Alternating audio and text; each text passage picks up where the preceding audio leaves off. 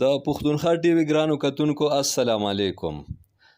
د څو ورځو نه د څه ملګرو دا غوښتنه وه او دا خواهش یې و چې یاره زه د خپل کلام تاسو سره شریک کم، خو د روژې میاشت وه او د روژې په میاشت کې چې کم ټایم ټیبل وي نو هغه ډېر زیات سخت وي.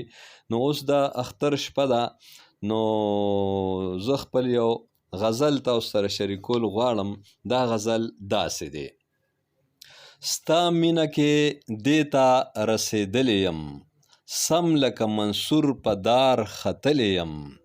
ستا مینه کې دې ته رسېدلی یم، سم لکه منصور په دار ختلی یم.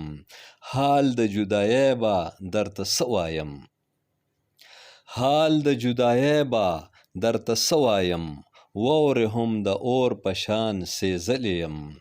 حال د جدایۍ به درته څه وایم، واورې هم د اور په شان سېزلی یم.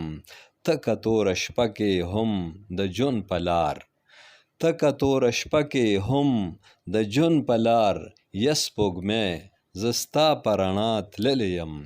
تکه توره شپه کې هم د جون په لار، یس سپوږمۍ زه ستا په رڼا تللی یم. او وخته رغېدو نه مې د خدای خبر، وخته رغېدو نه مې د خدای خبر، داسې دې په زړه باندې داغلی یم.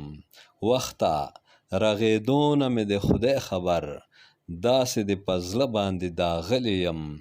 نن خو د دیدن وریځې راوله، نن خو د دیدن وریځې راوله، ډېر دې د هجران سوکړې وهلی یم. نن خو د دیدن وریځې راوله، ډېر دې د هجران سوکړې وهلی یم. دلته سازشونه په عروج کې دي. مقطع ده: دلته سازشونه په عروج کې دي، خپلو هم خادمه چې رټلی یم. دلته سازشونه په عروج کې دي، خپلو هم خادمه چې رټلی یم. ستا مینه کې دې ته رسېدلی یم، سم لکه منصور په دار ختلی یم. ډېره مننه. دا غزل ما په مهوډن سواد کې لیکلی او تاسو سره مې شریک که څه کمې بیشې یا غلطي پکې وي د هغې بخښنه غواړم.